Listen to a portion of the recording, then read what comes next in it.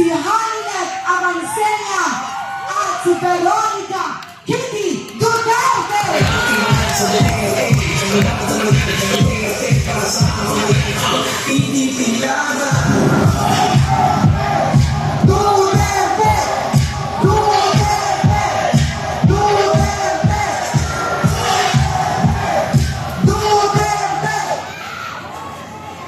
Magandang gabi ho sa inyong lahat. Kumusta ho kayo?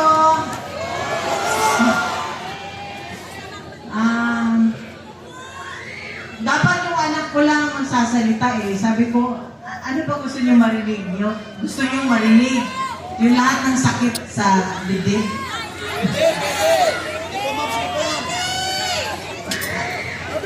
Yung anak ko, BP pa sana, pero napilitan mag-mature dahil sa nangyari. Hindi naman nun natin may pagkait yung kung ano nangyari. Pero ito talaga, sana ho tayo Pilipino,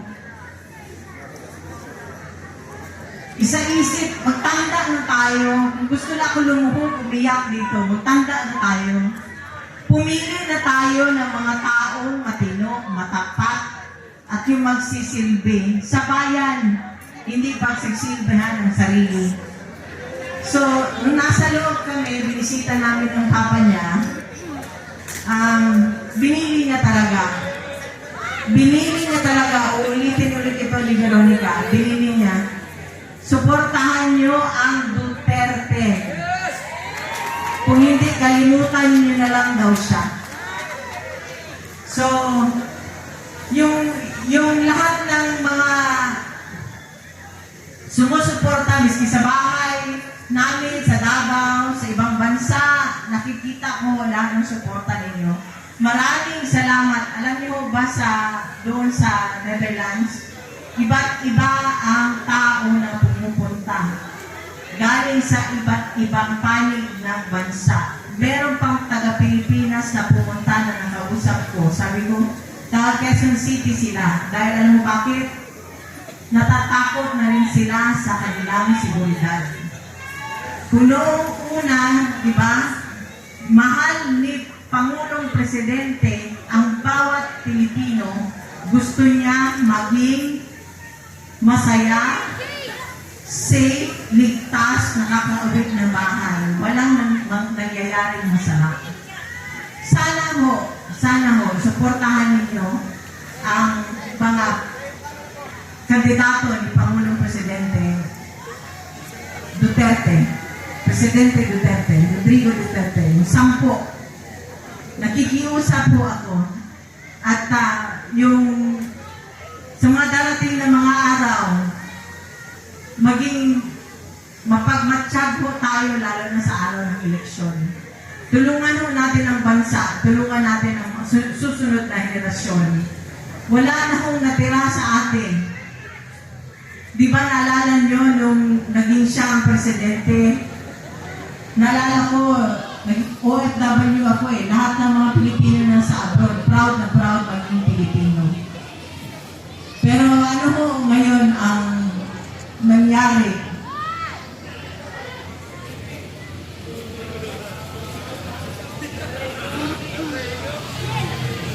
Kung kayo ang nasa sitwasyon namin nung nandun kami sa Villamor, parang hanggang ngayon nananaginip pa rin ako. Parang hanggang ngayon hindi pa rin ako makapaniwala.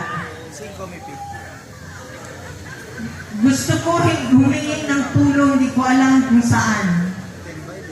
So kaya ngayon, nandito kami, nagsasalita. Humingi kami ng tulong ninyo. Suportahan nyo ang Duterte.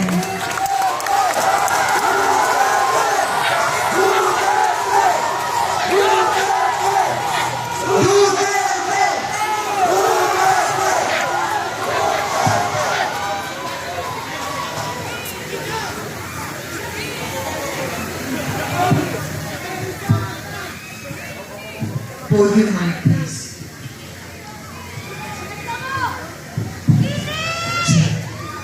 Yari kayo.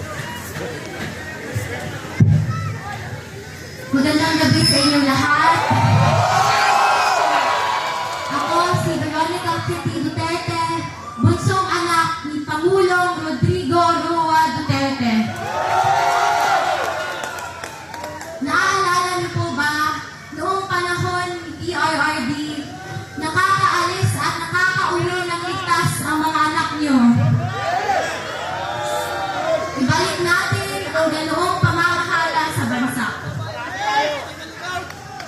Nandito ako ngayon dahil kinuha nila sa amin, sa ating lahat, higit sa lahat, sa akin, ang tatay ko.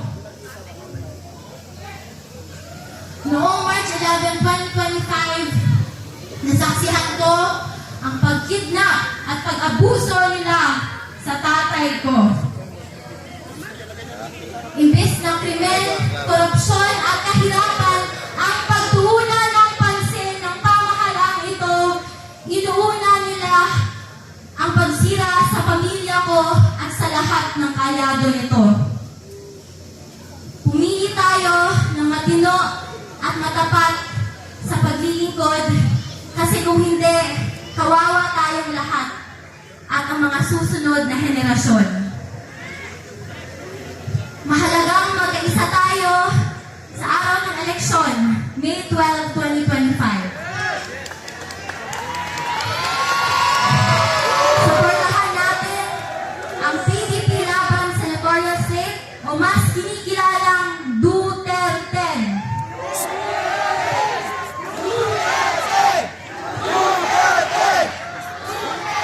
Mag-vote straight tayo at mag-block vote tayo upang mahirapan sila mandaya.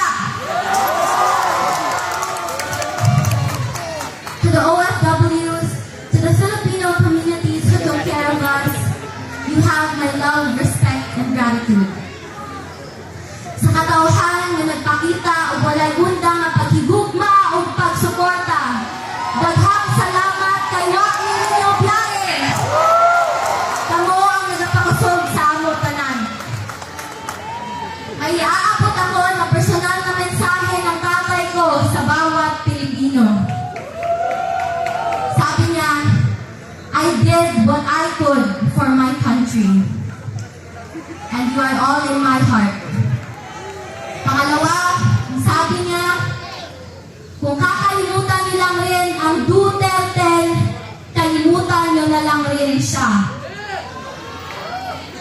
Mga kababayan, huwag natin kalimutan ang bilin ni Tatay Digong.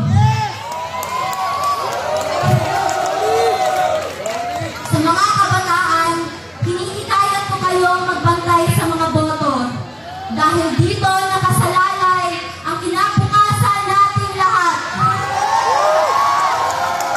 Maraming salamat po and God save the Philippines.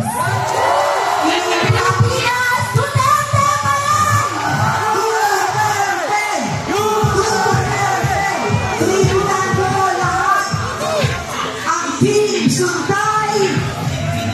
Pinangungunahan ni Congressman Bong Sultay at ang kanyang pamangkin na si Migs Sultay at Attorney Migs Sultay at si Kiko Del Mundo kasama ang Duterte candidates Senator Rodante Marcoleta, Senator Raul Lambino, Senator Philip Salvador, and representing Senator Pastor Iboloy, Attorney Bobet Torreon, together with Senator J.B. Hilo, Hanilet Avancenia, and Kitty Duterte